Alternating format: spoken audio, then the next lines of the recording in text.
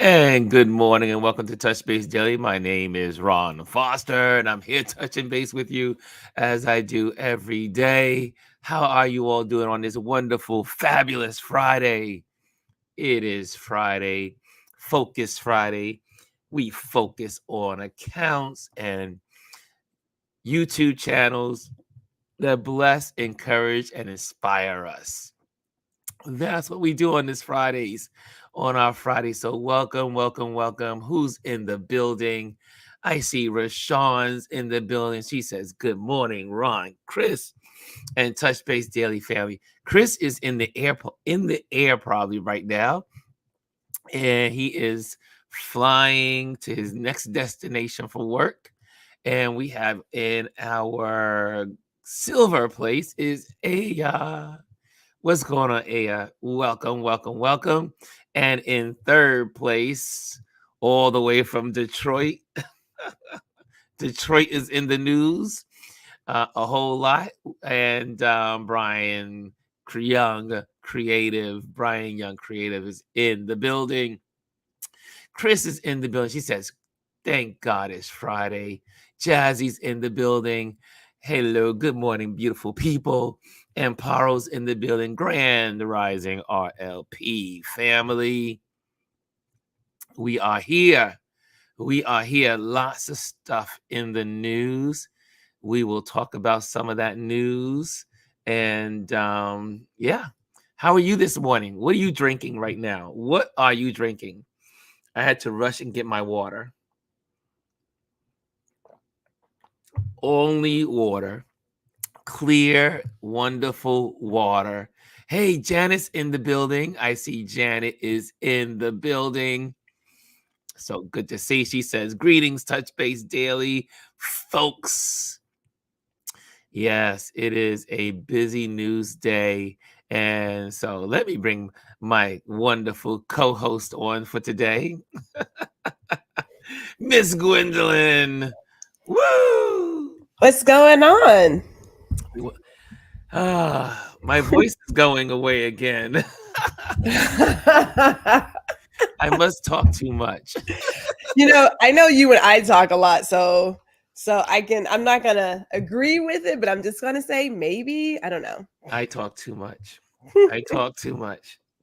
I should have hot tea in this cup. Yeah. It's a good hot tea day. Like we've been doing 60, 59s, 60s in the morning, which is great running. Ooh, that's weather. nice for Texas, right? Yeah, I mean it's the best. I tend to run on the hot side. So I love to get out there, get the little cool breeze, and the fog is kind of coming in, and it's beautiful.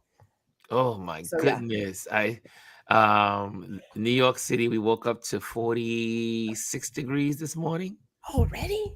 Yes, and upstate it was 35. What? 35 degrees upstate, not too far, just about 2 hours outside of the city. 35, 37, 36 degrees. I miss that weather. I miss having the coat collection, my scarf collection, and my hats. And that's my gloves. What's beautiful about I was like, fall is for fashion. Yeah, right? Love fall fashion. Yes. Fall is all about fashion. It's get the sweaters, get the blazers, get the wrapper, get all the different types of scarves, oversized jeans, khakis. Like every subway trip is a runway. It's like I'm gonna come out of here and I'm gonna start stepping, Oh God, I miss it. Walking the subways is a fashion show. I mean, I was like, oh, she got some cute boots. Okay, sis. See you. Yeah, I miss that. I do miss that part of New York. You see the people, other stuff. It's the best. Nothing like fall in New York City. Now that is what I do love about New York. I mean, I still love New York. Don't get me wrong. There's a lot of things I love about New York, but and one of them is definitely fall. Is where I go to the Philharmonic. It's where I go to the chamber music. It's where Lincoln Center is my friend. It's like I get on the bike, I go to Central Park. I know. This is my It's a time of the year. shedding of all the other stuff. Like you just shed Yes. it all, and you're like, I'm starting fresh for the fall and getting ready for winter. And Mm. so I no, see Janice fall. says, I love fall, but "Foster." I mean, I like the summer. I like hot I don't weather. like hot. Don't like hot. You don't like hot? No. 'Cause, I'm a beach person. Put me on the beach, I'm Yes, you good. love the beach. Love the beach. I'm like, "Where's the shade? I need shade." It's Put me on not the beach. it's like the beach is too exposed. I'm too exposed. I'm like, "No, so much sun." I see who else has walked in the building. Warren has walked into the building. He says, "Morning, fam." I see you, Warren. I see you. And who else is in here? Hey, Rashawn. She says, "Good morning, Gwendolyn." And we got Mr. Bryson. He says 44 degrees outside, and I love cold weather. I Really? know. I Oh, I like nice. all the seasons, really. Except for okay, so spring here, is severe weather for us. So we And get it's like and all it's of these rainy and it's well, tornadoes. it's if it's not straight line winds, it's straight up tornadoes and hail. And I have to admit, I have an anxiety about that. Like every year when it's like late March, April, May, I'm thinking, Mm. dear God, please, can we not have that this You time? guys get And the hail like baseball and softballs and yeah, beat up yeah. your We cars. getting lucky. I mean, I don't want to say it like that, but like it'll start in Fort Worth, and as it moves the east, it gets bigger. So we may get it, but it's like pea size, like just like a little rock. But by Hmm. the time it gets to Dallas and the rest, the east, it is like huge. Big It's just chunks yeah, of it's ice out of falling pocket. from the sky. Yeah, straight out of pocket. Hey, Mimi's in the building. Mimi Hinton is in the building. She says, "Good morning, Ron, Gwendolyn, RLP crew. I see you. I see you. I see you." Yeah. So, what's your favorite season? I'm curious. You know me. I'm curious about this community. What's going on with you guys, and what is your favorite season? Some folks don't have 4 seasons, like we Northerners in the Northeast and the Northwest. We Northerners of the United States, we get 4 seasons. Mine, obviously, is autumn. But we get like 3 1/4.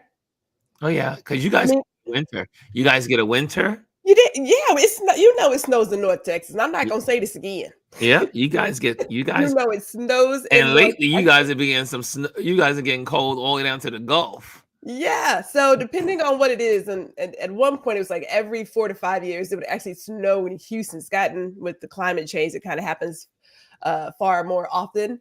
But it'll freeze in Houston, and when we talk freeze, it gets to what I it gets to, right? experienced So three there is a winter degrees. here. There is a winter in Texas. 3 degrees in Houston is not fun. It's not fun anywhere. And I have cacti, right? So what was that? Was it 2021? 2021, we had that ridiculous snowstorm, killed all my cacti. I Mm, was like, I'm not supposed to have this up here. Like, I don't understand. it So, because it was. got really, really, really cold. I mean, it was below freezing for days. Yeah, it was Killed when all my I plants. like I said, bringing in 2023, so that was 2022, Christmas 2022. I'll never forget it. I left New Yeah, York City. yeah. It was 70 degrees in New York City on Christmas. 70 degrees, 69, 70 degrees in New York. And then I get on the plane, heading to Houston, get off the plane. It's 3 degrees. I And was I like, told what you, 'cause the hell is going on? I was getting off the ship you were getting on. I was like, Ron, it's cold down here. It He's like, is what are you talking about? I cold. was like, bruh, this is not that kind of Three weather. degrees. I was like, this cannot be real. I mean, it wasn't 3 degrees in New York, and it was 3 degrees in Houston. Yeah, it was I cold. was done. So, anyway, in the news, what's happening in the news? First of all, did anyone get a chance to check out the rally yesterday in Pittsburgh with our wonderful Obama? President Obama really laid it down yesterday. and Obama on the campaign trail. And I tell you, I don't understand why common sense things are not said more often. Like, everyone talks about Trump's economy. Yeah. Yeah. And they don't put the pieces together to know Mm-mm. that economy is what he inherited Mm-hmm. from Obama.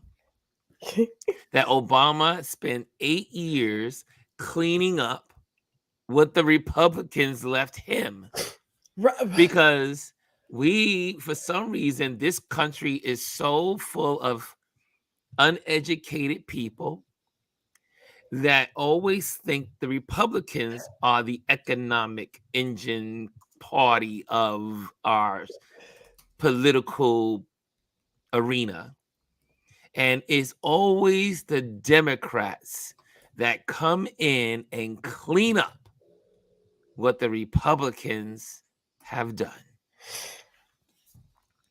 And it's proof for 40 years. Yeah. But yet Americans say the economy is always good under the Republicans. They have amnesia. Some of us have amnesia. Some of us completely forget what those 4 years were like and what it was before. And it's the most bizarre thing. I don't understand it, but it was great. I took so many notes. Oh, you did? Oh, well, okay. So Obama's really good at speaking. He can speak. The man is one of the best orators of our time. Yeah, and I was like, some of the stuff that he was saying, and I wrote. There was a couple, but there was one that struck me, and it was when did deceiving people in a time of need become okay? And I was reading an article about Starlink and how everybody's getting Starlink, get 30 days of free Starlink, but you have to give them $400 to get the equipment, and then they're going to move you to a subscription of $120 a month. And this one guy was like, but wait, we don't even have electricity or roads to even get that equipment. That's free. It's not free. It's like, this is not the time to be selling your service. People are in need. And so the idea of deceiving people, telling them not to get help from FEMA, putting all these lies out, straight up lies. It's like, why would you do that to anybody? It's just like, and the fact that it doesn't make the news, and we're not going to talk about mainstream media, but people should be outraged. Like, you should know when someone is just doing something awful and call it out. Like, when do we stop calling out the very obvious? That one struck me a lot. And we want to welcome on the panel in our conversation, Miss Elise is in the building. Good morning. Good morning, Elise. Before Mr. Lee speaks, can I just say, ma'am, you and your lessons from the garden. I need you to put that on like a DVD or something. I mean, just like put it on YouTube. Put it on YouTube because you are like preaching. So, okay, I'm done. Thank you. I tell Elise, she got to get a camera going and record, because unfortunately, Instagram does not have the ability. I mean, she could take what she puts on Instagram, save it, and then use the download app and then transfer it onto her onto her YouTube channel that I'm sure she's gonna come up with. I'm just like pushing for the YouTube channel. Yes, it's to get in the channel setup part, I guess. Yes, I have. I got you. I downloaded it to TikTok, but I haven't gone over to the YouTube side, but I did. Thank you, Gwendolyn. Words of wisdom from Elise. Me and my garden conversations, right? Garden conversations. Well, anyway, has some lessons, I'm telling you. Yes, people need that message. Like, I mean, just sage wisdom. I'm just okay, but yes. Well, hello, good morning, Ms. Elise. Right. Just going on the comment that you were talking about with Obama. It's the biggest part of what he asked is, when did we get here? When did we get here? When did we get here as Americans? It's less to do with the person delivering it. Yes. And more to do with the people following it. Yes. Millions of people following it. That's the question, is when did we get to the point where it's okay to lie to people, especially at times like these where that have been hit by the hurricanes, to lie to them so much, and they believe because they're in the cult that they don't even get the help that they need. I mean, they don't even realize that some of the people who live near them have already gotten their money. Some of the people, even after Milton, had already done what they needed to do and got their money, right? And so to have someone just every day doing this lying, but the biggest part, and I've been talking to people lately, it's less about him and more about the people. Yes. Because he can't move this thing forward without people. Yeah. And when have we gotten to the point where we care so little about ourselves, because these people cannot care about their life, and our neighbors, and especially for the Christian folks, the quote unquote Christian people, which that's not who they are. But the extremist people who claim to be Christians, to not care about their neighbors. And think it's okay to harm your neighbors, and to follow someone who is a convict, who has sexually assaulted women, who have spoken about feeling that he was in a position where he could assault any woman he wanted to. So to think about the people and their mentality, that they're following that's my concern. It's like when we talk about people, and I know Barack Obama, I have some friends who I don't agree with. Yeah, I have friends I don't agree with, but I don't have friends who are extremists, because we don't have anything to have a conversation about. But I think that I don't, and people are like, oh, you have to understand. I don't have to understand. I can't understand that. And then, I like the fact that he made it clear, because people often don't understand how government works. There has not been a Republican president in the last 50 years that a Democrat hasn't had to come behind and clean up. Absolutely. And bring our economy back to life. Barack Obama had to bring this economy back online from recession, bordering, teetering depression. From the fact, for auto workers, he saved the auto industry in America, because they were going to let it die. Yes. And he brought it back. And for any auto worker, union worker out there who's not trying to go out here and vote for Kamala Harris, shame on you, because they're the reason that your thing got say Biden continue to do stuff. And so when you and had to resurrect, start working on rebuilding the economy after that man left. And so you don't realize how it works. And Barack Obama said, yeah, he had a great economy when he first came in, because it was mine. It was my economy. And people don't get it. That he built for 8 years, had those job increases over that 8-year period of time. He didn't have any job increases in those 3 people. And I want to keep reminding people, this man, it wasn't just about a 2020. In that time that he was there, employment didn't rise. He didn't have nothing. That, but he did nothing. He did nothing. And when Trump took office, he had a Republican Senate. Right. Yeah. Right. Right. And he had a Republican. No, did he have a Democrat House? I think he. I know he had a Republican House. He had a Democratic House. So he had a Democrat House. So he had the Senate, and he had the presidency. Right. And he could not. They did nothing for the border. No. They did nothing. And it's like Obama said yesterday in his speech. He said, if you care so much about the border, right, there would have been a net change from the day you started as the president to the day you walked out as president. Right. There was no change whatsoever, other than the cruelty to people. And if you claim you care about the border, why did you block the border bill so that you could end up looking good? The same way he didn't want those stimulus checks that the Democrats got everybody when he was there until he could put his name on it. He held them up until he could sign them. So people need to understand that, that's it. And when I looked at the history, Reagan had stimulus check Ford had stimulus checks. He wasn't the only person, and Biden gave stimulus checks that people don't want to remember. The only reason you don't remember is because he didn't sign his name. He didn't hold your money up. Well, no president did. No president has signed. He's the only one that's ever signed his name on one of those checks. All of them have done them. The ones who have who've done them in the past never put their name on them. But like he said, you're so concerned about the border. So why is it that you told them to squash it until you get in so you can look good? There you go. For a border bill that was created between the most conservative Republicans and Democrats that Biden was just waiting to sign. Because you want to hold the hostage and you want to use that as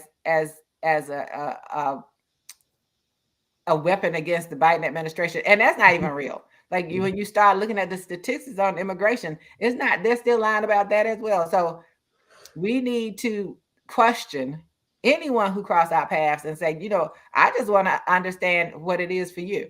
Why are you? And, I listened to this one woman, her video she made, she had been a single voter, issue voter, which was pro-life. And she didn't vote in the last 2 elections. But she said now she's going to vote for Harris because she said she realized how her inactivity had damaged this country. And I like own that. Yeah. You got to own it. I wish more women would own that. I mean, right now, amongst white women, Harris has 47, he has 50. White women, wake up. Because all of this stuff about women is about you. They don't want you to vote either. But the thing is yesterday sharing. I mean, I had a conversation with one of my buddies. We all grew up in church together, and he was hanging out with some supposedly Christian friends. Yes, supposedly. And they are hardcore Trump supporters, and they are talking about Trump is God's man and Trump is leading folks to Christ. Lord have mercy. And all kinds of. And so he and I had a moment. He says, Ron, I know. He said, I may have to change the subject. I said, if you don't want me to go in, you might have to change the subject. And I said, I have a problem. I have a problem. And I had this conversation with another friend this past week. And the question at the dinner table was, could you be friends with Trump supporters? And I told both situations, hell no.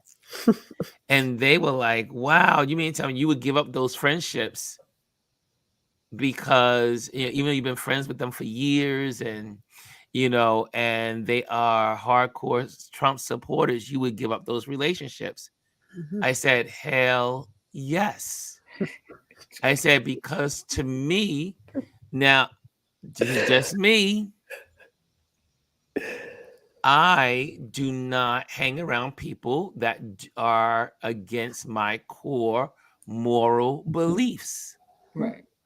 People around me that I spend time with, we have an alignment. Now, do I tolerate you as in you are an American citizen? You can live any way you want to live. You can do what you want to do. This is America. It's your country. It's my country. But for me to hang out with you, and it was like Don Lemon said this week. He goes, I don't understand why people just don't say this. I like Trump. I like that he's a rapist. Yes. I like Trump. I like that he's a racist. I like Trump. I like that he hates Muslims. I like Trump. because he, and the list goes on and Yep. on and Right. on Yep. and Right. on. Right. Because what you're telling people is like a rapper, one of these young rappers was on. He put one on his stream. He was brilliant. He goes, if you saw me with my Nike shirt, you know that I love Nike. Right. And I like Nike because it supports everything that pretty much I align with. Right. So when I wear my Nike shirt and I'm wearing my Nike sneakers, I'm down with Nike. Right. I'm down with Nike because Nike represents what I believe in. He goes, why can't people understand that when they pop out the Trump flags and they ride around the highways, you're telling people, I'm down with the man being a rapist. I'm down with the man grabbing them by the pee. I'm down. And the list goes on and on and on. So my belief system won't allow me to hang out with people that are against what I believe in. Right. Now, again, like I will say it over, we are in America, we can do what we want to do. Right. But I will not. I told my buddy yesterday, I said, you hanging out with those folks, and he was upset because they were on a boat ride and they were all taking these pictures. And then out of nowhere, the Trump banner came out. And he couldn't get out the frame. He couldn't get out the boat. And the whole front had a huge, big, giant Trump banner. And he says, Ron, I was caught in the frame with these Trumpsters. I see, that's the problem. There you go. That's why I don't spend time with people that have the wrong belief system. Like I would have been, but somebody would have been in the water because I'd have been taking that time making videos too. So y'all got me out here and set me up like this. No, sir. No.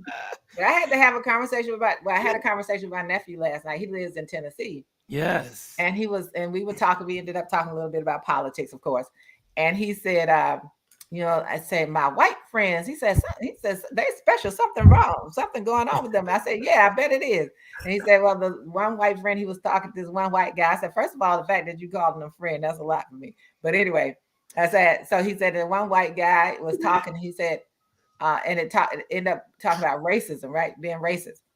He said, well, my nephew said, I told him, I said, look, you may say you're not racist, but I'm going to tell you those are racist behaviors. Yeah.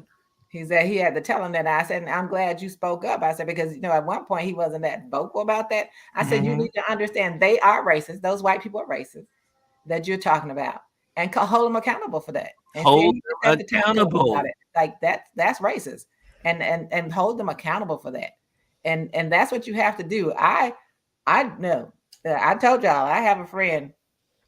The first thing was this JFK crap, and then one issue is you needed to have a vaccine to keep your job in DC public schools back in the day. Yes. And she was upset.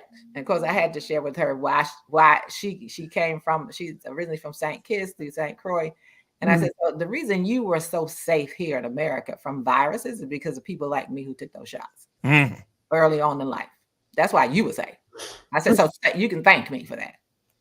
And I said, so you're going to support that. And then when she posted on, they had some kind of republic, something that Kennedy was going to be involved near here on the 29th of September. I was like, I don't go to her page. I haven't talked to her in a while. I said, and I told my husband yesterday, I said, I have no reason to talk to her. I said, because if she start a conversation, she going to get it. Don't start. You know how we feel. If you don't start nothing, then you don't want nothing. That's right. So you're going to get a whole lot of something. And I think that you have to be bold enough to say to people that even in his group, and if you were sitting in that group, so you support a rapist, you support a racist. So everything that this man is about, you support a criminal, a convicted criminal. Yes. A liar, a thief, because he's done all of those things. All those things. He's done all those things. And so when you say that's who you support, understand that's who you are. That's who you are. You support who you are. We hang around people that are an extension of who we are. Right. I don't understand, you know, the old saying grandma used to say, and the old folks in the neighborhood, birds of a feather flock together. Right. It is that's not some fable. It's a fact. If you hang out, that's why when my mother, when I was growing up, and the older women in my, you know, that raised, like I said, it was a village that raised me. They would say, Ron, don't hang out with those boys down there. Right. Those are not the good guys on the block. You don't hang out with them. Don't walk with them. Don't talk to them. Just say hi and keep it moving. Absolutely. He goes, when the police comes and lock them up, the police are not saying, oh, you're the good one. Get over here. They don't know who you are. And the birds of the feathers are flocking together, and the whole flock is getting arrested. Yeah. And you could end up where they all let you just be the only bird there. You and you go down. You the dead bird. You are the dead bird. You got to realize that. And so when I was a kid, I remember I was cordial. My parents always, you know, my godmother, my mom, and my auntie, they always say, be nice to everybody. I say good morning to everybody. I say hello to all the kids in school. But when it came to hanging out in our clusters where we hung out, it was always wrong with the good kids. And the good kids were hanging out with me because guess what? I was the leader. And that's what it has to take, right? I was like, I don't have to follow you because you're going to follow me. And I would go to my table and people come over to my table because they knew they weren't going to get in trouble. Yeah, and I think that's an important message. This is an important message for anyone who, it's because of this one single issue. No, when you go for the issue, you're going for the entire package. You're at that point saying it's okay that he's a rapist. It's okay that he's a racist. It's okay that he's misogynistic. It's okay that he's a convicted criminal. It's okay that he's a thief and a liar. And what does it tell for any Christian that will hear this, quote unquote Christian? And so what does the devil come to do? Steal, kill, and destroy. Absolutely. So this man has the characteristics of the devil, and you okay. Yeah. And the Bible says also he's the father of what? Chaos. Lies. And chaos. Lies. Lies and chaos. Lies. You know, you want to talk about Satan. Satan's middle name is lie. He's a liar. and the fact when we were in church, you always said, you know, the old ladies with their fingers, the devil's a liar. The devil's a liar. I still say that. Like I still tell people the devil's a liar. When I hear sometimes like the devil's a liar. Devil's a liar. I can't remember. Yeah. I probably heard that thing a million times growing up by the ladies in the church. It's important for people to understand how important the House and Senate races are and how they right now are concerned that the Republicans may get the Senate back. Yes. So, you know, Maryland, where you know, I've talked about him before. Governor Hogan says he's not going to vote for anybody. He'll vote for a dead man. I guess still voting for Reagan or somebody. So you're saying, you're trying to bamboozle people into thinking that you're going to come in if they elect you in the state of Maryland as their senator. You're going to be this bipartisan person, but you can't even support the person who is Democratic. Yeah. You can't support that. And you would support the other guy, but you know that if you said that would be over for you in that state. Mm-hmm. So, and you do support them and be real honest that man is coming for that. And so we have to, that's a battleground. That's where some of the biggest battles are going to be fought for Same those thing with Montana. Same thing in Montana. Montana is a red state with a blue governor. Right. And senator. Right. And they're trying to hold on to that seat. And this man has delivered for his constituents. Right. Time after time after time. And and this is what's crazy is that, again, talking about the Teamsters that won't support Kamala. Right. because the people, and sorry, this is not I don't want to call it a black and white issue. Right. Because there are white people that are supporting Kamala. Absolutely. But there's a segment of these old white men in the Teamster Union that refuse to support Kamala Harris. So the Teamsters cannot support her because of these old, entrenched, old white men and you would say, wait a minute, didn't Joe Biden help you, rescue you, give you your jobs when Obama got the bad economy back in 2008? The first person that went out was Joe Biden to help the automobile industry. And he marched on the picket line. And he marched on the picket line for y'all with you. It goes to show you with these people, there's no allegiance. They're just like their master. Well, you know what? It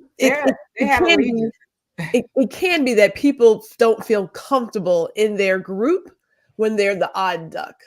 Because we know that some people will just go with the crowd because it's safer that way. But once they get into a place where they really have to vote, they either vote for their values and their own self-interest, or they go with the crowd. Because we saw that with Hillary. We just knew that they were going to show up, and people just didn't show up for a number of reasons. But people will talk a lot, but it's what they actually do at the end of the day. Right. So maybe there are some folks who are in there who feel like I'm one of the very few. I don't feel comfortable expressing it, because some people get really ignorant when you say like what you're doing. And we see it from one side where they're taking your yard signs and all other kinds of ridiculous stuff. It's like, if we don't agree, that's great, but you don't have to touch my property. Like, stay off my property, right? So it could be a little bit of that, but it's telling. I had to laugh about the yard sign and the HOA person who was where they were telling the Harris supporters they couldn't put out Harris signs, but there were Trump signs in people's yards. Ridiculous. And the president at night decided he was gonna go and pull a sign up out of the man's yard, and he booby trapped it, and it blew his foot off. True story. What? And then now he's trying to sue the man. Said he was trying to assassinate him. He said, "No, you're not important enough to assassinate. You were on my property." So that's what they were doing. They put the Harris wall signs up. They would go and take their signs out, but they wouldn't. They were letting the Trump stay because they said, "Oh, it was historic because he had been a president before." No, that was bias. Here's something no sign. Here's something I want to share with you guys that I was looking at last night, and it broke my heart. It really is so sad when you have to see it just to. It is my I like to say my buddy Don Lemon from Lemon Nation. They were talking about this last night, and let me see if I can get this sound ready. And I want to play something for you guys, because we always talk about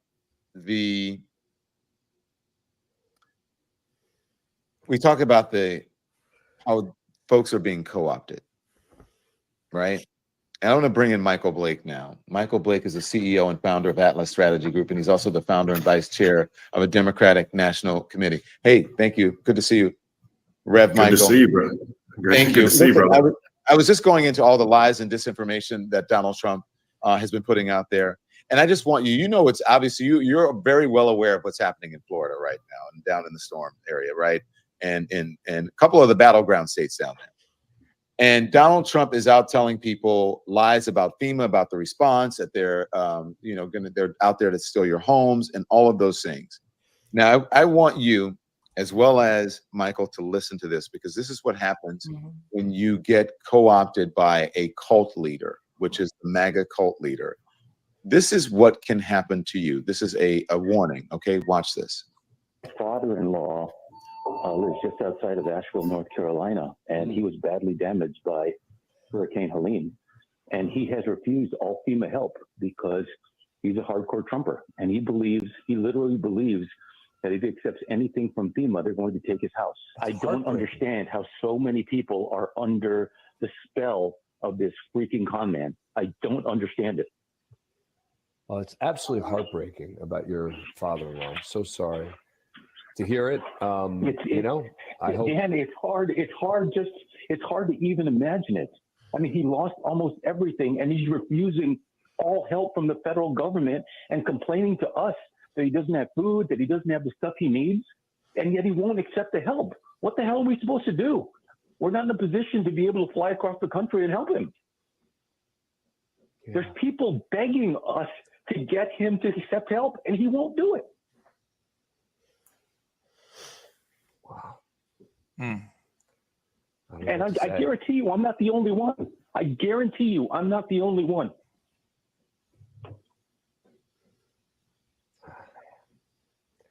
I wish there was something I could say as to, I don't know. Does he have access to any electronics where you could send him some information debunking this, and that he might? We've done all of that. We've done all of that. We've sent him all the FEMA bulletins. We've sent him all the stuff from the fact checkers. He doesn't believe it. He thinks he just believes Trump. Literally, Dan, it's a cult. He's a cult member. I'm sorry to say it. He's a cult member. And he's my father-in-law, and it sucks. There you go. I mean, and they go into the whole. So you had that. If you want to catch this, it was yesterday. I'll put the link out from yesterday. It was a whole good show for Don Lemon yesterday. That to me, that says it all. Yeah. And that's the harm that he's doing. That's the harm that they're doing. And those are his people. It's his own people that he is destroying them. It's like this is a son-in-law pleading for his father-in-law to take aid. The father-in-law is hungry. The father-in-law has no house. Everything was destroyed. Yes. And FEMA is there to help him, but he will not accept the help. He could get the $750. He can probably be put in a hotel. But he thinks if he accepts anything from FEMA, they're going to take his home. What home? The home is destroyed. And FEMA does, and they don't understand. FEMA doesn't take homes. FEMA has nothing to do with that. FEMA is out there making sure you get the aid that you need. They coordinate things. They don't do that. And I heard that audio earlier, and it was like that's the damage. And they said it's also the damage of in Florida after Milton. People are going through some of the same things because they have them believing that part. And then they also, you got to pay it back. Well, first of all, the $750 is a grant. And you only pay it back if your insurance company reimburses you everything. That's right. If not, it's a grant. It's a grant to get you doing. And it's not the only thing, the only funds that you can get or support you can get from the federal government. And the fact that they have brainwashed these people, I don't know how that message got out there that they were going to take your land. It's ridiculous. Now, there are some people who got from stories that some stuff, if you were to believe all the conspiracies, there's some folks out there that don't want you to get your land back because they want the resources. And they're people like the one that's currently supporting him and jumping on his stage. But, that's a different story. And we're not here for that. But the people need to wake up. And it's unfortunate that they are going to suffer. And he doesn't, and they don't realize he doesn't care. Because, he did that GoFundMe that raised over $3 million under the name of one of his campaign workers. And, we're going to give, $600,000 somewhere. Where are all the millions? Where'd they go? They didn't go to those people. No. He didn't send that to. He's a con artist. He is a con artist. And Barack Obama spoke about it. He said, who's out here selling stuff like that? Sneakers, watches. Not one billionaire. Not one billionaire is selling sneakers and water and Bibles and a $100,000 watch and yada yada yada. It is the insanity of where we are. But what blows me yesterday when I saw the numbers, I look at the poll numbers every day, unfortunately. And you sit there and say, how is it possible in this country that it's neck and neck and tied? Because it's what that country was, should say that our country was born on. Like it has been and will always be. Now, you and I had this conversation, and I had this chat with my husband last night about that gentleman's call, because we had heard it earlier too on another show. You have to have people who help you take advantage of others. It's like a predator. Yeah. Someone who will go out and scope the land for you to find your next victim, because they're going to get a piece of something as well. So they're not caring either, right? But think about how we got here. Like, how did this country even come into its creation? Right. And even though we went through a period of being politically correct and changing our words to use code language to not say what we want to say, that was always still there. And then you get a guy who shows up who says you can be just as bold and as honest, and nothing's going to happen to you. And they were like, oh, it's good times again. Right. It has always been. There has always been people who, as I talk to you, Ron, they will tolerate your Black existence. Yes. Tolerate it. They don't really accept it. No, they don't. You're one of the good Blacks. And I keep telling people that at the core of a lot of people who are on that side, they're wondering how we're still here with all that they've done to us.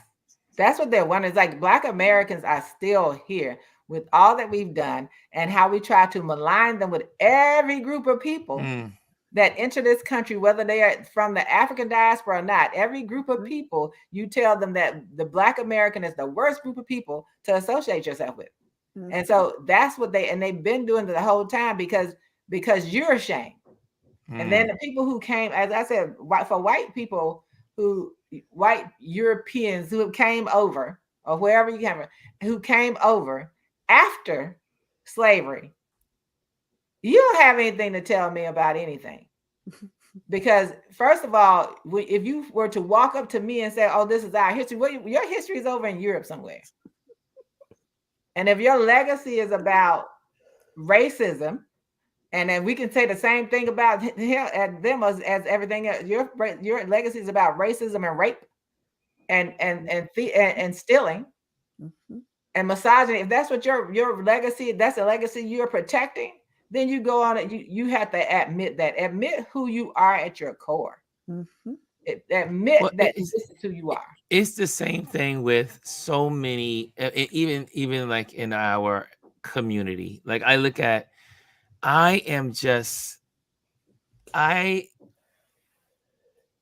friends, well, I should say because they know that they've been scratched off the list, but the people I grew up with that are Black and that are Trump supporters, I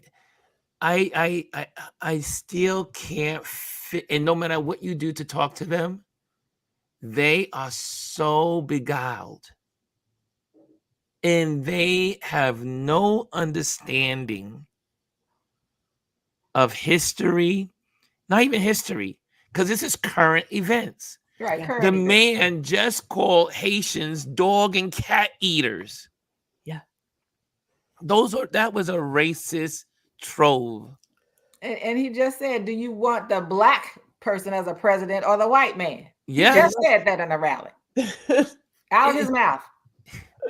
And so it's not even history. It's current events. It's unfolding right in front of you, and you still say, I'm a Trump supporter. So my question to them is, what created this self-hatred in you? Because there's got to be self-hatred in you. And number one, self-hatred. And why do you hate Black women so much, or women so much? That this guy does not like women. No, he does. He hates women. But he doesn't like women. I mean, think of what he said about Rosie O'Donnell. I mean, now not this, and she's crazy because she's I think she's a follower. No, that's the other one that's a follower. That's Rosie Barr. Yeah, Barr. But he went the way he went off on every woman that stands up. I mean, the stuff he said about Clinton, the stuff every woman that stands up, like and there are men who feel like, think about it, there are men on The View. The women on The View. He went after the women on The View yesterday. Saying how I should say the day before yesterday. Filthy and nasty and all. Call them nasty women. He always calling women nasty. He loves to call women nasty. Can I add something? I listened to the Howard Stern, watch the Howard Stern interview with Kamala. Yes. And I said to myself, I'm sitting here listening to this and moving around, and they're having this very regular conversation about Prince and how things come about. And I didn't even hear some of the topic, right? All I heard was there is a person who could be our president who could have a real conversation. It is relatable. Is relatable and smiles and laughs and has joy. And I'm just like, how would y'all ever pick the most miserable person on earth? Unless, of course, you yourself are also miserable. It has to be. Misery loves company. Misery loves company. Misery loves company. Hey, Mr. B. Mr. B is in the building. What's going on in Detroit? Are you guys excited about the man that looked at y'all and said, "Oh, I'm in front"? He didn't even know where he was. He's standing in Detroit and he's insulting the Detroit people as he is standing in front of them campaigning. I mean, you can't get more backwards and crazy than that. Awful. Detroit, you're representing Detroit, Brian. How are you guys feeling in Detroit? You need that 277 Black people to show up and vote this year. 277,000. 277,000 of y'all. Detroiters, get out and vote. Black folk. Process that. No, it's nothing that Did you see it? Did you see this? Did you see this? The clips from the speech? I saw it live. Oh, you saw it live because the Detroit Economic. The Economic Club. Yeah, the Detroit Economic Club. That's something. I mean, you can follow them on Instagram. I've been. I'm not a member, but I've been a part of. I guess I don't know what you call it, the outreach program. I guess I've known of the Detroit Economic Club since I've been here and since my career path has overlapped. So it's one of those things I'll have on,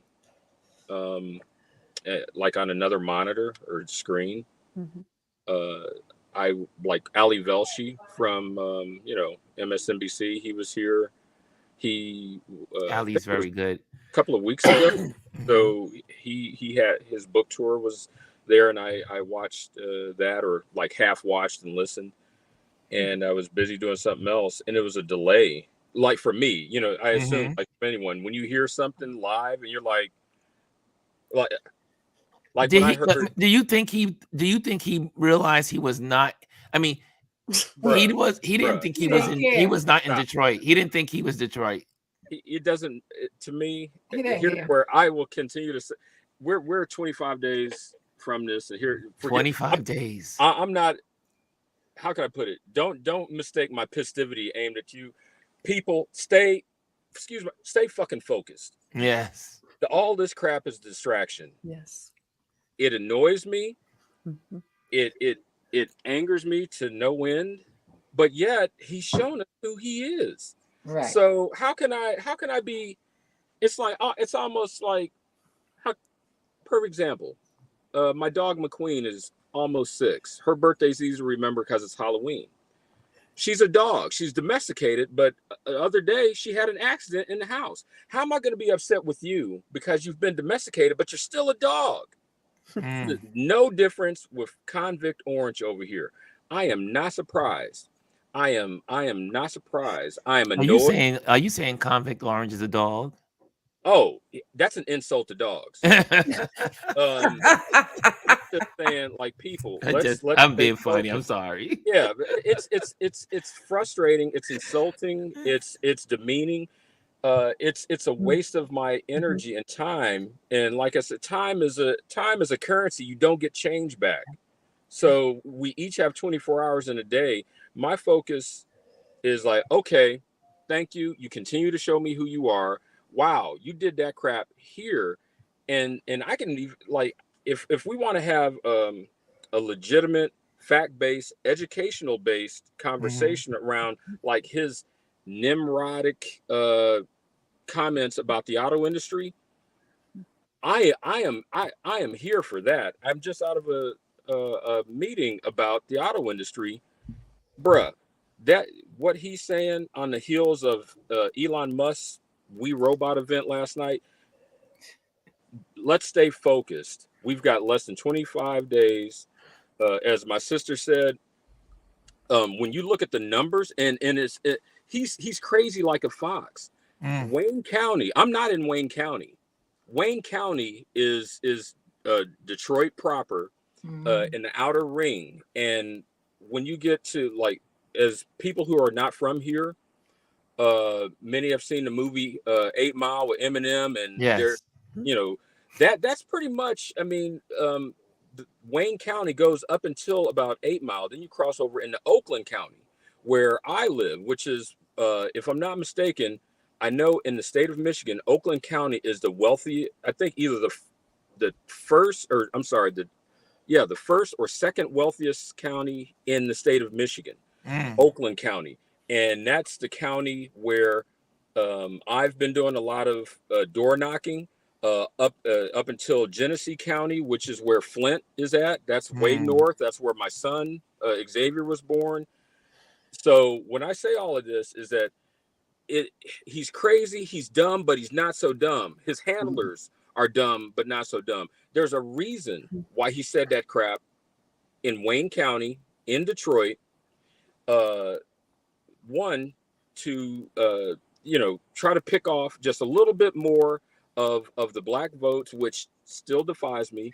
I learned the fact today that over 50% of white women are still voting for him. Yeah, 50%. Yeah, that's mind numbing. So look at the numbers. Look at the numbers of President Biden won the state of Michigan in 2020. I think it was, I'm drawing a blank on the numbers right now. It was a narrow win. It's like 11,000 votes. Yeah. And so look at the totality. Look at 2020 as an example. Look at the numbers of disenfranchised, the disenfranchisement, the people being removed from voter rolls, black folks. I think you guys talked about the other day how our friend in the community, John Copeland, was like, oh crap. Right. And you look at what the propaganda campaign did for Wayne County of Michigan, of Detroit. So folks, I keep harping back on the same thing. I'm not getting distracted by any of this crap. It's frustrating, but stay the course. Stay the course. We can't, as my track coach said in high school, when you see that finish line, and I'm guilty of this, and this is why it rings true to me. One of my first track events, I let up and I lost. You can't I was let in first place, and I lost. You can't let up, and you can't look back. I came in third, but I still got a medal. But I was in first place. And then I saw, and for a split second, I was like, whoa. And I kind of let up, and boom, boom. And I lost. So let's not let up. Run through the finish line. That's my TED Talk for here's one more thing. But there's one more thing I want to share with you. And this is because, again, this is Focus Friday. So I always want to give you guys a Instagram account or YouTube channel that you guys should be supporting, and that you can get good information from. So we know what I love about Don Lemon's show. You already know that I'm one of the Elimination folks over there, and it is so good. He does such a great job. That there's a reason why Don Lemon is one of the most highly sought after anchor people, journalists in the country. this guy, the integrity of what he tries to do on his platform is just so, it's just to be commended. And his ability to bring in all these people from all these backgrounds, no matter how established they are, where they come from, because of his credibility, his platform is growing really rapidly. But that's one. But here's another one I want you guys to see, and this one is called the Meidastouch. And the Meidastouch is another one, and this is something that they brought out, I think it was yesterday. And we're not going to go through the whole thing because it's near the end, but listen to this. Oops. Followed the speech that J.D. Vance gave in Detroit, Michigan, where the Detroit News called out the fact that the people behind J.D. Vance who were wearing shirts that said "Auto Workers for Trump" were just wearing the shirts. They were not actually auto workers. Well, in Scranton, Pennsylvania, we were covering that speech.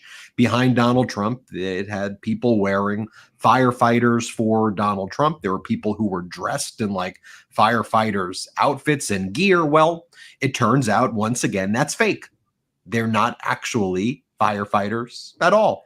The Scranton Fire Department had to address this, and the union leader said, we don't recognize these people as even firefighters, yet alone firefighters in Scranton, Pennsylvania.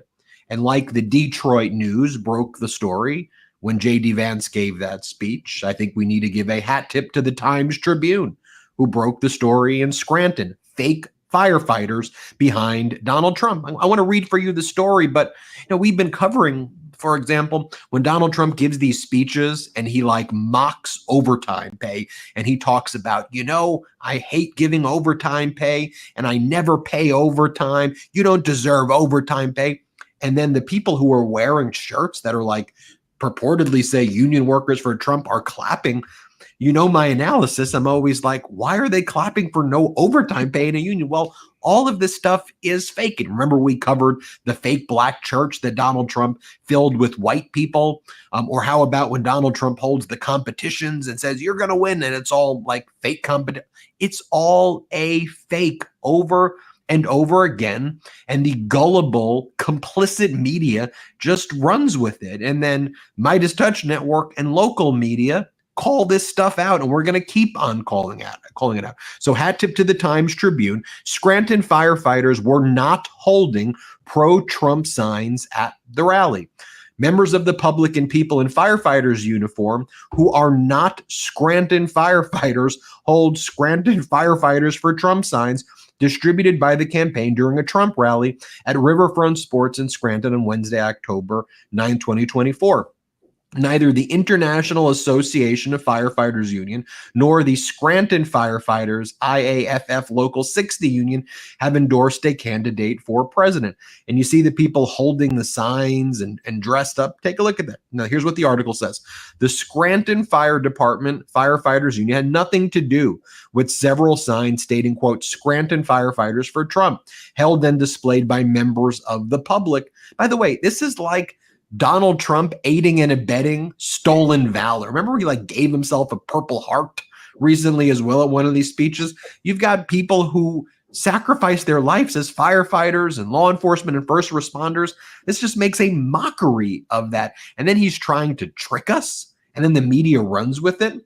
The article goes on to say at this event that the union had nothing to do with it, neither the auto workers. Now, I could show you dozens of events like this. Do you remember during that they were actually not auto workers? You see the photo of J.D. Vance there. You see the people wearing auto workers for Trump shirts. They are actually not auto workers. Now, I could show you dozens of events like this. Do you remember during Donald Trump's criminal trial in Manhattan where he said that he was throwing a union event? And remember who the right-wing media... So you get it. And but man, There's so much to unpack there. There's so much to unpack. I just wanted people to know about this Meidastouch. They do such a great job in investigating. I love Meidastouch. They do such a great job in investigating Trump, and not just Trump, but anything that's an anomaly. They also do what I call checking main media. When main media gets it wrong, when main media is complicit, they bring it home and they lay out all of the facts. Like you see how he just took it, went straight to the article, and just broke it down. Okay. Right. My last thing for the day as we close out. Before you go to that, let's make sure people understand the whole thing when people are talking about overtime and how overtime won't be taxed under him. That's also part the reason it won't be taxed is because it won't be overtime. Yes. It's gonna roll over into your paid time off. And as people who work, your PTO. Yes. But when that PTO check comes out, it will be taxed. Yes. So it's a lie. And that's part of Project 2025. People trying to fool you into doing that. That's because they will roll it over to be your paid time off. You will not get paid overtime. No more overtime under Trump. That's under Project 2025, and that's under Trump.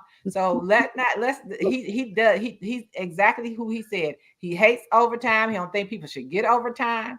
He doesn't say you shouldn't work overtime. But under Project 2025, they're gonna roll it over.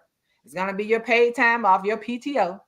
And when you take that paid time off and that check comes, guess what? Taxes are gonna be taken out. Well, just want to clarify that. Thank you, my dear. And now here we go. What is your favorite bubble gum as we close out? Your favorite bubble gum. Remember bazookas? Yeah. Was anybody a bazooka fan back in the day? They didn't keep flavor very long. They were hard. Yeah. They were the worst gum, but that's what we loved when we were kids. It blew the best bubbles. I was big on the Wrigley Juicy Fruits and Big Red. The Wrigley Juicy Fruits. And if we were in church, they tear it in half. So we had to split. You get a piece, everybody get a piece. Yeah, when he said bubble gum, I didn't go to the gum. Okay. I was a Wrigley's double mint chewer. There you go. Oh, nobody remembers Hubba Bubba? Hubba Bubba. They didn't flavor either. Yeah. Bubble Yum, Hubba Bubba, all of them. Bubble Yum, yeah. Well, my Southern roots, and this is not favorite bubble gum, y'all, in the community. Favorite bubble gum. I wouldn't allow my children to do this now, but Big League Chew. I remember that. Anthony, Big League Chew, my Southern roots, and we loved it. And then the gum, the cigarette gum, because you could blow the powdered smoke. Yes, yes. You can still buy those, Brian. You can buy all of those as sweeties. Yeah, in New York, you can buy them all.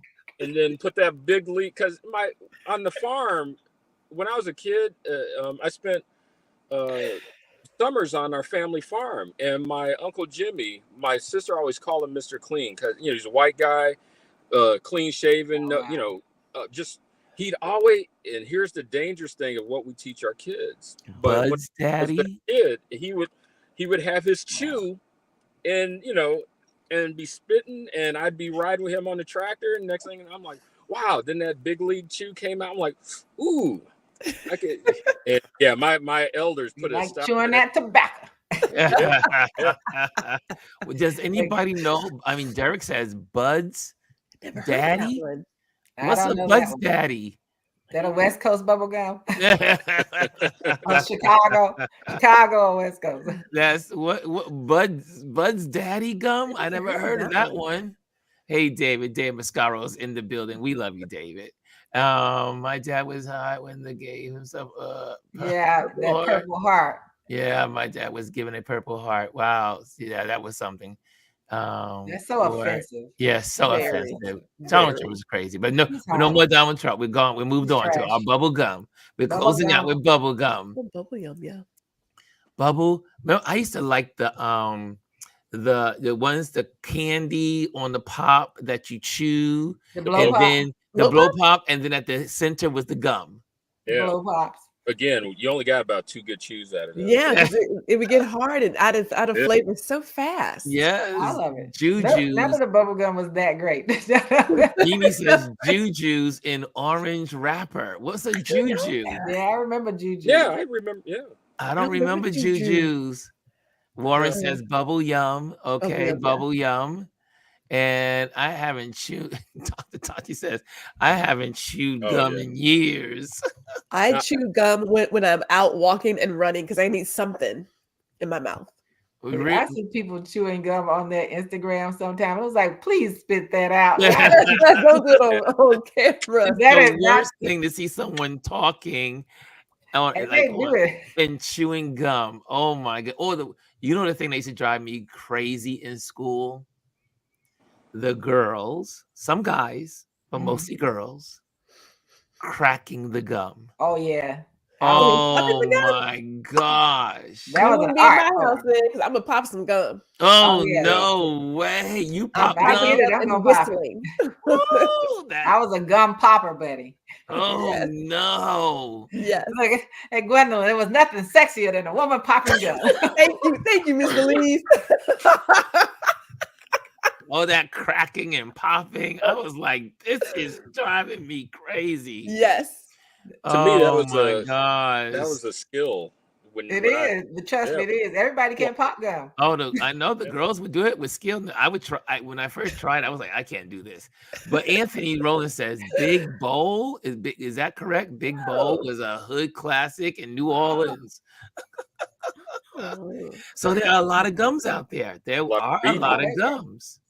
A lot of bubble gums. The one memory that this is like brought back up, and this goes to like my Alabama upbringing. So in Anniston, in the small town that my mom was from in Anniston, Alabama, it was very poor.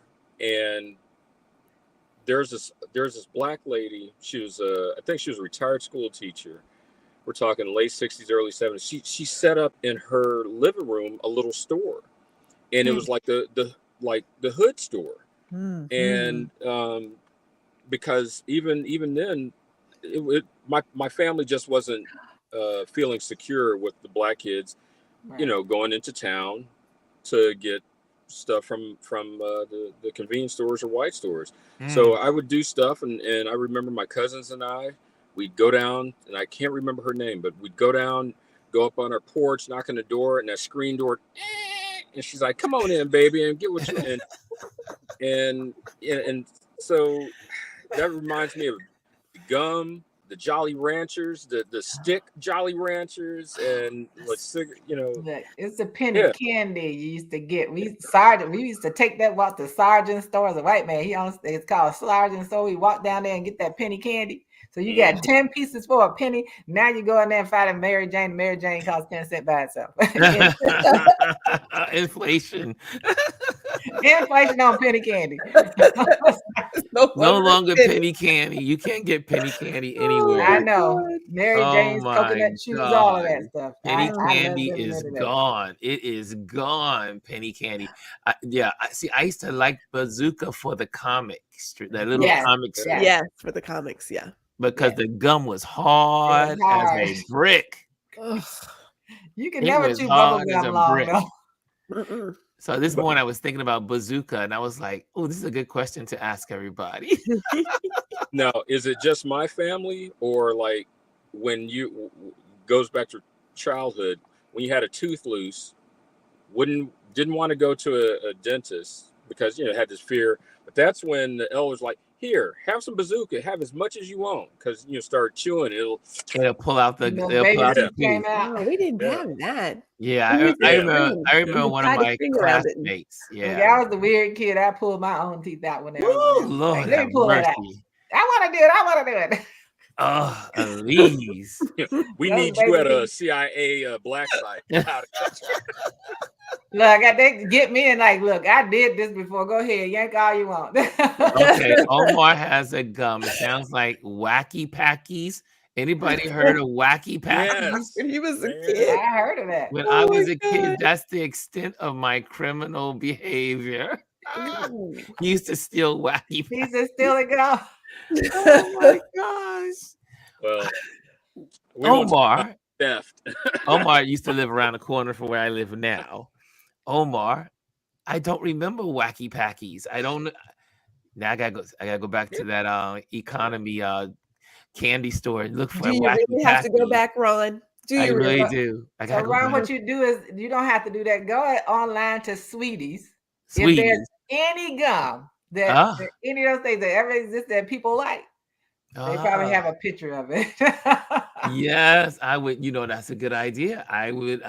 Sweeties, right? Sweeties. That way you won't go back and collect another pound and a half of chocolate. Oh yeah, that chocolate was gone in 2 days. That man was right. He goes, you won't have. I said, how long can I keep this? He says, you don't have to worry about that. He says, by the time he said, by the end of the week, it'll all be gone. Look, I knew that chocolate wasn't gonna make it to the freezer, Ron. I knew it.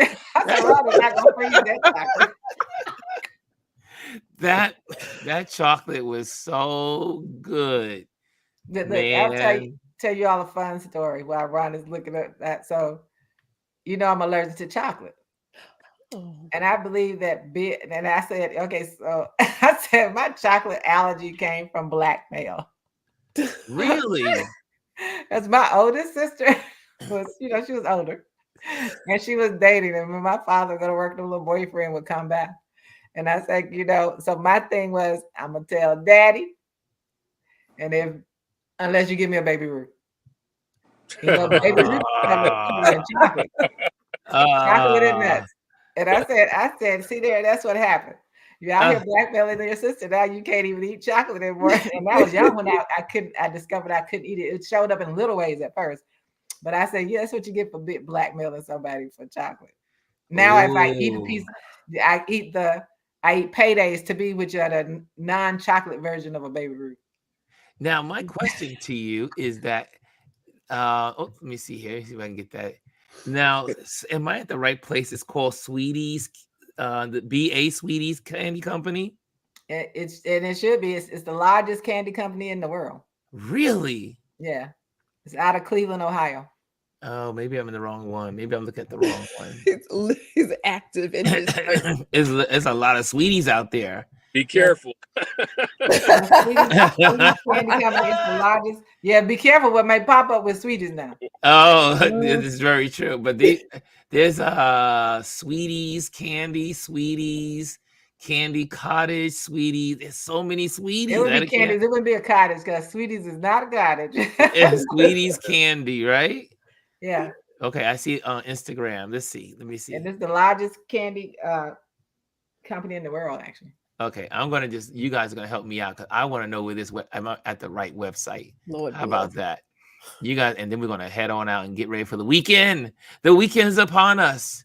Can you believe it? Can you believe it? The weekend is upon us. Okay, is this it?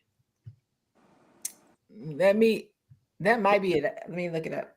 It says BA Sweeties Candy Company. This doesn't look like it would be the one in the world, but it has. I'm gonna pull up the website real quick. Okay. I go past. I mean, when I go home to Cleveland to visit family, they've got the I don't know what factory warehouse main. So this is the website. Like right off of what? Yeah, that's it. That's the website. Okay, so this is it. Okay. That's Sweeties. So, but there's no place to look for select. It's someplace on there because you can definitely shop online too. Really? Okay. I haven't done it because Sweeties Candy of Arizona, Sweeties Olympic Treat, Sweeties Humphrey Popcorn, Sweeties Campbell's Popcorn, Soda Shop, Golf. You see all those shells in there? It says wholesale account. Oh, you gotta have a wholesale account. But you can just it's the store where you can just go in and shop. But so a guilty pleasure I have in the sweets arena are moon pies. Oh, those are my I used to love me some. Now y'all about to get me crazy. I used to eat moon pies like I would breathe air. I mean, I had an addiction to moon pies. And then when they came out with the doubles. Oh yeah, they got the doubles. They got every flavor you can think of in there. Double diabetes. Yes. Yes. I was gonna get that diabetes. Pies, Lord. The moon pies. Oh my God. I had a moon pie probably every day. Every time I got allowance, I would divide my allowance out for the week so I could get a moon pie every day. And right under our house, because we used to live over a storefront, a candy store. It was Jenkins Candy Store right downstairs. And I would go down, Mr. Jenkins, you got a moon pie. And remember, they used to be this big. Now they're tiny. They used to be really they were like that. Now they're tiny. The shrinkflation. Oh my gosh. Shrinkflation, that's exactly the same thing with, and I thought, Krispy Kreme donuts are originally a Southern thing. So when I was a kid growing up, they were huge. Now I thought it was because, when you're a kid, everything seems, large. And when Krispy Kreme expanded, all across the country, and when they first got to Cleveland, I remember asking my mom after I got, I'm like, Ma, is it me or are these small? She's like, oh no, honey, they are definitely smaller because the original Krispy everything is smaller. You see the Mary Jane candies? It's an insult to Mary Jane. Nothing. Mary Jane, whoever she is, she's turning over in her grave. I tell anybody, if you like Krispy Kreme donuts and you're in New York City, go to Times Squares and watch them roll into that grease and get you a hot one. Yes, over at I think it's 44th Street or 45th Street. They're like 44th or something. On Broadway. Yes. I go every time. The one thing that you guys that this I hope I hope this is a staple for Fridays, because whether it's bubblegum or whatever else, because what it brings back, starting with bubblegum, and I'm a chocoholic. It brings back the memory, one of my fondest memories of my grandfather. And when he introduced me to, which is so weird, white chocolate, but I always thought chocolate was, brown and a zero bar, which I was like, what is this? Yeah. For being a kid having this argument or healthy debate with my grandfather. He's like, grandson, he'd always call me grandson. Grandson. Yeah, my grandfather, same thing. Yeah. Grandson. Yeah. And now, like, that's the last thing my grandfather got me before he died. And so that memory is like seared in my spirit. And every now and then when I want to if I'm having a bad moment or something like that, and either I'll look at my grandfather's picture, or if I'm out and about with Xavier or something, I'll grab a zero bar. And it's like, and I explain this to my son. It brings back memories. Yeah, that correlation between that treat and this man who meant a lot to me is and that's what I appreciate about like this segment of going down memory lane. Yeah, because I'm a firm believer in some absolutes, and I believe each and every one of us has somebody or something in our life, whether it's now or signal. I mean, there he is. I'll share this funny one. No, wait, before you go there. So, guys, what time is it? I gotta let people go. Yeah. But just so people Ron, I want to give you some credit for this segment, and this is about us. As it is not about a treat or anything. Mm-hmm. So our stress, the chemical in our body that deals with stress, is cortisol. Yes. So when you have these moments, I promise you, if you were to be able to test it, I promise you, this part of the segment reduces that. Yes, it does. In our body, we probably feel more relaxed. We feel better, and so it's reducing that stress, cortisol in our body. Yeah, I said, when we end our community time together, it does several things. One is we learn so much about each other in the community because we learn about what, like Brian sharing about his grandfather. You just gave us the website for Sweeties. We just learn so much, and then we have so much for doing it. And I think it's also, as most of us are aging, it brings back all these memories. It allows you to go back into memories that are dormant and not being activated. But as soon as you activate them, it's like this joy that happens. You thought you talked about when you just said moon pie, my brain just said, I saw the joy. The joy. Now don't go look for one today. I'm not looking for a moon pie, but let me tell you, but again, that's why these segments are so important. I think at the end, especially on Thursdays and Fridays, is that it really does, especially when you're talking about politics all week and you're talking about all the other stuff that's going on in the world. Right. It's a good way to end the time together because it's truly like family time. Yeah. This is the stuff you used to do when you're a kid, when you were a kid and you hung out on the stoop with your buddies. And, here in New York City, we have our stoops. Y'all had your porches. We had gutters.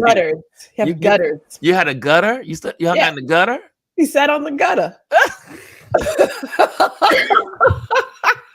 We sat on the gutter in the street. It's right on the side of the street. Really? Yes. Yes. So you sat on your gutter. Some people sat on the porches, and we sat on the stoops. So we lived on our stoops here in New York. And you think about all those moments. They just give you such great, just beautiful memories. And it's unadulterated. It's just clean. It's pure. And it just it reminds you of your good life when you were younger. So on that, we're going to close out, but I just want to share also on the banners, just so you know, I'm making sure I do this at the end of every or in between, just so you know, I am an event photographer. And just like I'm doing here, advertising my projects and what I'm doing as an event photographer, you can hire me anywhere you want me to be, anywhere in the country, anywhere in the world. Just fly me in and I will photograph your event. So share your event stories by hiring me for your event photography. And if you know someone that needs a photographer, let them know about me. Also, if you guys are interested in learning about photography, click on, just send me a DM, slide into my DMs and let me know how I can help you. And we can set up a class schedule.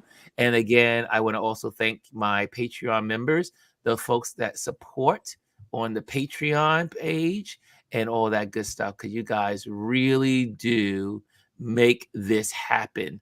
This could not happen without the Patreon community and the sponsors. And so I bring that to you in the order that I did, because if you want to have your page reached out to me, if you want to be able to say, you want me to advertise your whatever you're doing, let me know. I'll let you know what the price scheme and all that other stuff is, so that way we can get you.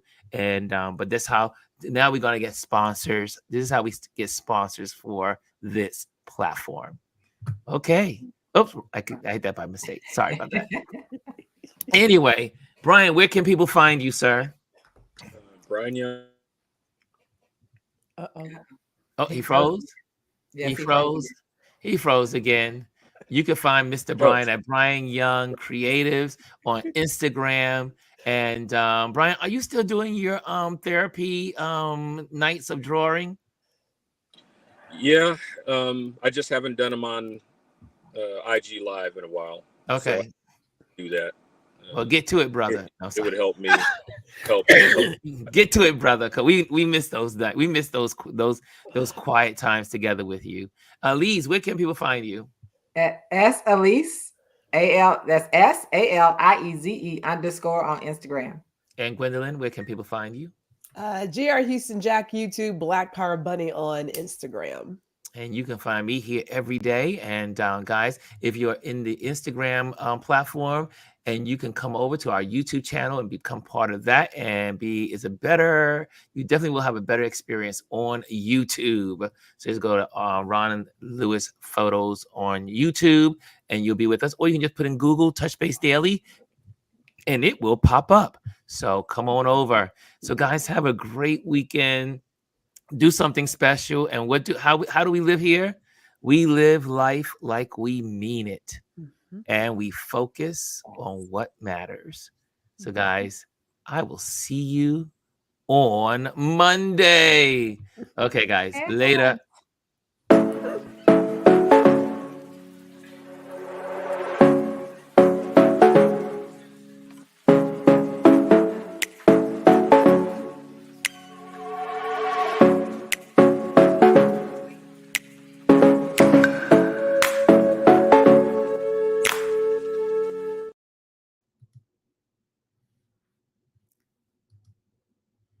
Oh, I'm still here.